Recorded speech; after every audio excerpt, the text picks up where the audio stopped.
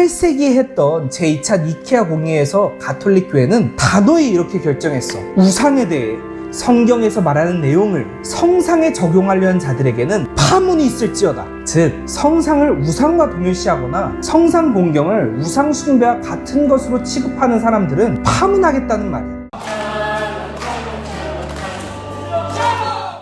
여보, 개신교 친구들이 왜 성당에는 꼭 성모상이 있냐고, 그거 우상 숭배 아니냐고 물어보는데 뭐라고 대답해야 돼? 성모상 같은 성상들은 우상 숭배가 아니야. 참나, 교회 목사님들이 그렇게 가르치시나 보네. 실제로 개신교의 극성 광신도 중엔 어떤 사람들은 절에 가서 불상을 부수고 성모상도 부수고 그랬다는 뉴스 기사를 본 적이 있지. 우선 성당에는 성모상만 있는 게 아니야. 예수님의 십자고상에 예수님이 십자가에 매달려 계시지. 또 예수님의 십자가 순환을 묵상하기 위한 십자가의 길을 조성하고 복음에 있는 내용을 그림이나 조각으로 만들어서 기도할 때 함께 묵상하곤 해. 근데 그렇다고 해서 우리가 그 조각이나 그림을 정말 예수님으로 숭배하는 걸까? 아니잖아. 오히려 예수님의 죽음과 순환을 묵상할 때 도움을 주기 위해 그런 조각들을 만드는 거지. 우리가 그 조각을 숭배하기 위해 그 조각을 만든 게 아니잖아. 여보도 핸드폰 배경화면에 내 사진이 있지. 그 사진은 나를 떠올리기 위한 수단으로 사용되는 거지. 그걸 진짜로 나라고 생각하진 않잖아. 어떤 개신교인들은 또 그런 말을 하더라고. 가톨릭은 십계명에서 어떠한 우상도 만들지 말고 절하지 말라는 계명을 빼버렸다고. 그게 정말인지 한번 알아볼까? 십계명이 나오는 탈출기, 출애굽기 20장을 같이 보자. 너에게는 나 말고 다른 신이 있어서는 안 된다. 어떤 것이든 그 모습을 본뜬 어떤 신상, 즉 우상을 만들어서는 안 된다. 너는 그것들을 경배하거나 그것들을 섬기지 못한다라는 이 말씀이 과연 서로 다른 뜻을, 즉 두 개의 계명을 주신 걸까? 개신교 사람들은 이걸 보고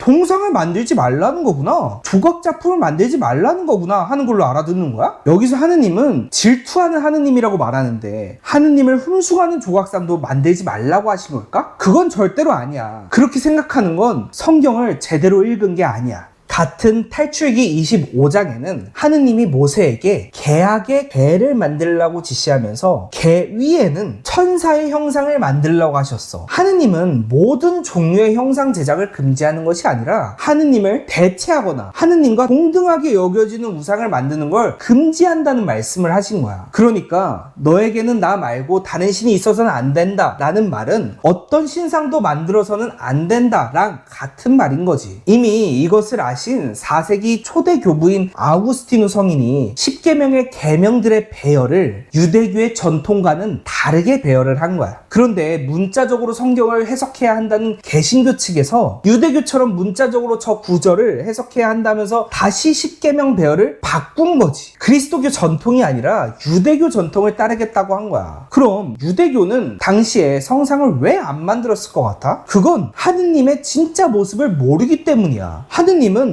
말씀으로만 존재하니까 유대교 경전을 통해서만 하느님을 만날 수 있었던 거지. 하느님은 성경에서 모세에게 성스러운 계약의 궤를 만들라고 지시하셨고 여기 안엔 십계명석판, 지팡이, 빵을 넣으라고 하셨는데 이건 나중에 율법을 완성하실 예수님, 영원한 대사제 예수님, 생명의 빵이신 예수님을 의미하는 것이었어. 그리고 마침내 유대인들이 믿던 하느님이셨던 말씀은 사람이 돼서 오셨지. 말씀이 사람이 되시어 우리 가운데 사셨다. 우리는 비로소 하느님을 보이는 형상으로 나타낼 수 있는 거야. 말씀만으로도 충분한데 왜 굳이 미신으로 빠질 수 있는 성상을 만드냐, 이렇게 질문하는 개신교인도 있다? 그런데 초기 교회엔 바케레피의 지하에 숨어서 카타콤이라는 곳에서 그리스도인들이 모여서 미사를 드렸는데 거기에도 예수님의 그림을 그려서 예수님을 기억하고 묵상했었어. 성상은 글을 읽지 못하는 이들을 위한 책이야. 벽에 그려진 것을 읽음으로써 책으로 읽을 수 없는 것을 배우도록 돕는 중요한 교육적 도구인 것이지. 지금도 문맹률이 높은 나라들이 꽤 있다고 알고 있고 우리 할머니만 하더라도 글을 읽고 쓰지 못했는데 2000년 전엔 어땠을까? 유럽 성당에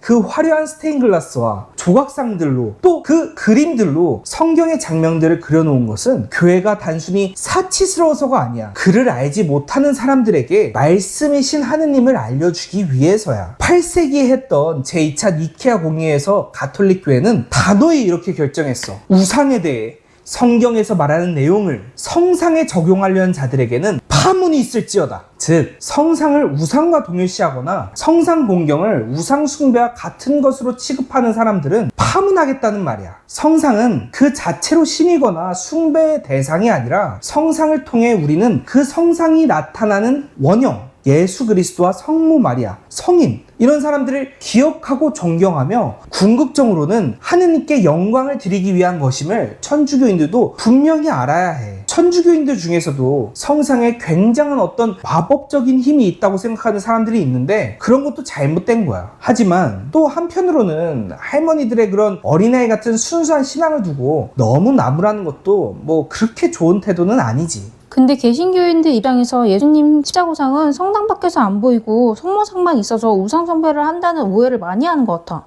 아, 그럴 수 있겠다. 아무래도 개신교인들은 성모님을 공경하지 않으니까 잘 몰라서 그럴 수 있겠네. 성당마다 주보성인, 쉽게 말해서 수호성인 분들이 한 분씩 계시는데 우리나라 성당 마당에 성모상이 꼭 있는 이유는 바로 한국 천주교회의 수호성인이 성모님이기 때문이기도 하고 수많은 성인 중에서 가장 높게 공경받는 성인이 바로 성모님이시기 때문에 성당 마당에 성모상이 있는 거야. 성모님을 특히 가장 높게 공경해야 하는 이유에 대해선 다음에 자세하게 알려줄게. 오늘 성당에 대한 내용은 어땠어? 오늘 영상으로 많은 개신교인들과 천주교인들의 성상에 대한 오해가 많이 풀렸으면 좋겠다. 오늘도 재밌었으면 좋아요랑 구독 많이 눌러주세요.